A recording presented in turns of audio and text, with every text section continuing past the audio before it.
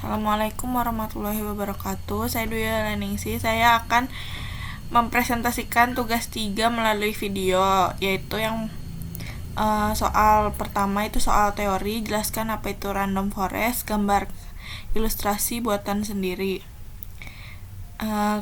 Random forest itu algoritma yang digunakan terhadap klasifikasi data dalam jumlah yang besar. Klasifikasi pada random forest dilakukan dengan penggabungan decision tree dengan melakukan training terhadap sampel data yang dimiliki. Semakin banyak decision tree, maka data yang didapat akan semakin akurat. Untuk gambarnya, ini bisa dilihat di sini. Kayak gini ya.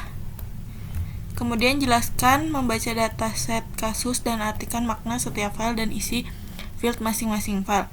Pertama, download dulu datasetnya, kemudian buka software Spider untuk melihat datasetnya. Habis itu ekstensi file bernama txt, di dalamnya terdapat kelas dari field, terus dari jenis burung memiliki file indeks dan angka, di mana indeks berisi angka dan makna berupa jenis burung. Bahkan nama burung, sedangkan field memiliki isi nilai berupa 0 dan 1, di mana sifatnya boolean atau ya dan tidak. Hal ini karena komputer hanya dapat membaca bilangan biner, maka dari itu field yang diisikan berupa angka. Artinya angka 0 berarti tidak dan angka 1 berarti ya. Kemudian yang ketiga, jelaskan apa itu cross validation. Cross validation merupakan sebuah teknik validasi model yang berfungsi untuk melakukan penilaian bagaimana hasil analisis statistik akan digeneralisasikan ke data yang lebih independen.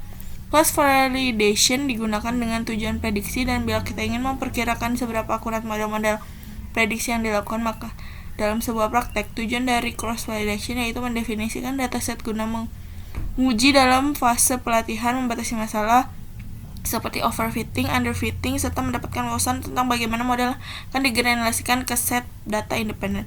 Kemudian nomor 4, jelaskan apa arti skor 44% data random forest, 27% pada decision tree, dan 20% pada SVM.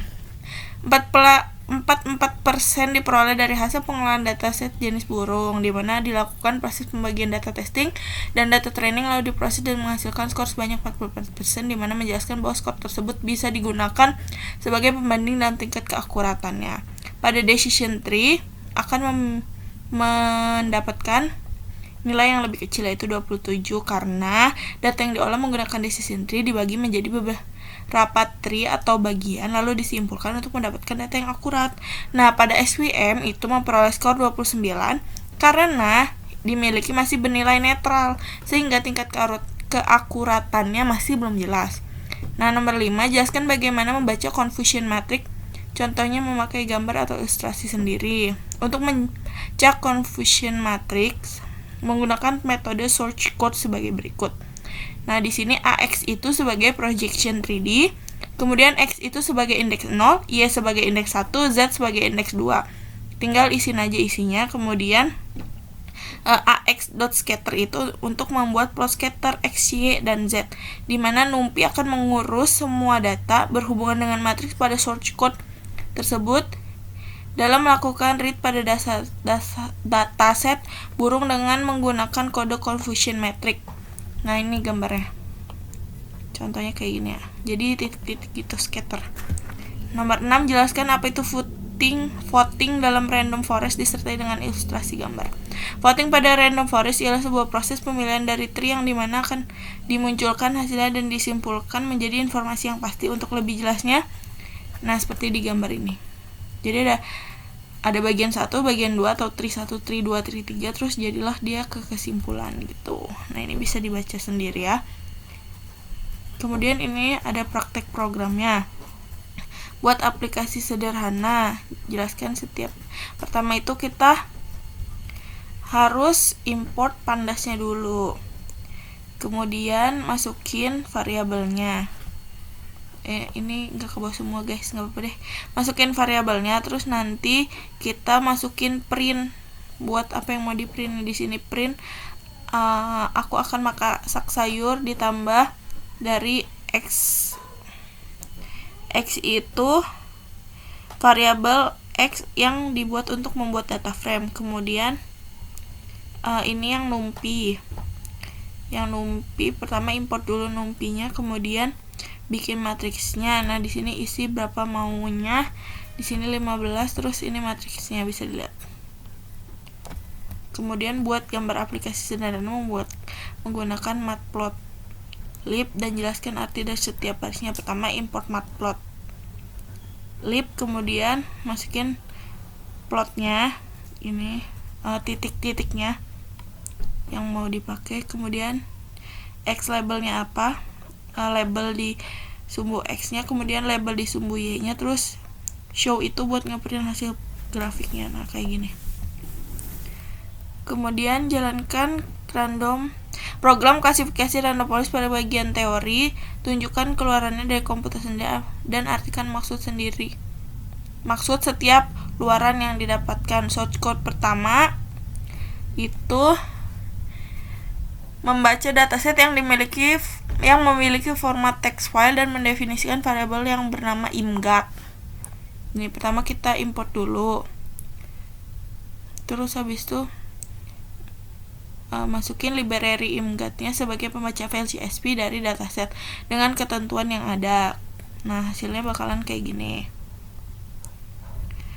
Terus ini pada source code itu mengembalikan baris teratas dari data frame variabel imgat atau head itu kan kepala, berarti yang paling atas. Hasilnya kayak gitu. Kemudian pada output menampilkan jumlah kolom dan baris data frame, yaitu shape ini. Terus pada imgat 2 menggunakan fungsi yang bernama pivot untuk mengubah kolom baris dan sebaliknya dari data frame sebelumnya. Hasilnya kayak gini. Kemudian variabel imgat head fungsi mengembalikan value teratas pada data frame imgat 2. Hasilnya kayak gini. Nah, terus yang selanjutnya itu menghasilkan kolom dan baris pada data frame imgat 2. Nah, ini di sini ada kolom dan jumlah barisnya. Kemudian menunjukkan dalam melakukan pivot mana imgit menjadi sebuah indeks yang unik. Nah, hasilnya kayak gini. Akan melakukan load jawaban yang berisi apakah burung tersebut masuk spesies yang mana. Kolom tersebut yaitu imgit dan label. Hasilnya kayak gini ya. Kemudian menunjukkan bahwa jumlah baris sebanyak 11.788 dan kolom 1 yang dimana kolom tersebut adalah jenis spesies pada burung. Nih hasilnya kayak gini ya. Kita masukin yang ini, kita punya keluaran yang ini. Melakukan join antara imgat dan mg labels karena memiliki isi yang sama sehingga akan mendapatkan sebuah data ciri-ciri dan data jawaban sehingga bisa dikategorikan sebagai supervised learning. Kayak gini. Yang selanjutnya itu melakukan drop pada label yang ada di depan dan akan menggunakan label yang baru dijoinkan. Hasilnya kayak gini.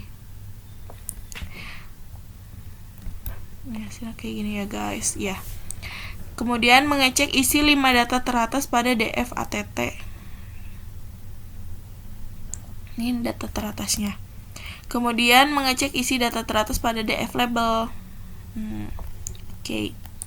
Membagi 8.000 row pertama menjadi data training dan sisanya adalah data testing. Nih kayak gini guys. Ya oke. Bye. Terus habis itu pemanggilan class random forest classifier, di mana artinya menunjukkan banyak kolom pada setiap tree adalah 50. Menunjukkan hasil prediksi dari random forest. Nih ini prediksinya si random forest. Menampilkan besaran akurasi dari prediksi pada random forest dan merupakan skor di perolehan klarifikasi kayak gini. Menampilkan besaran akurasi dari prediksi pada random forest yang merupakan skor perolehan klarifikasi. Nih kayak gini. Kemudian yang soal nomor 5 itu jalankan program confusion metric. Pada bagian teori bab ini kemudian tunjukkan keluaran dari komputer sendiri sama kayak tadi ya. Ini yang pertama itu melakukan import confusion metric pada library sklearn metric. Ini kayak gini. Import, terus habis itu menampilkan isi CM dalam bentuk matriks yang berupa array. Kemudian membuat dan menampilkan hasil plot. Nah ini hasilnya ya dari yang tadi. Map tadi ke post, oke, nggak apa-apa. Kemudian jalankan program klasifikasi SVM decision tree pada bagian teori bab ini. Tunjukkan bla bla bla bla sama kayak tadi, menunjukkan klarifikasi dengan decision tree menggunakan dataset yang sama dan memunculkan akurasi prediksi kayak gini. Kemudian menunjukkan klarifikasi dengan SVM menggunakan dataset yang sama dan akan memunculkan akurasi prediksi kayak gini. Yang kemudian nomor 7 itu sama pakai program cross validation, menunjukkan hasil cross validation pada random forest kayak gini. Kemudian pada decision tree kayak gini. Nah terus pada SVM.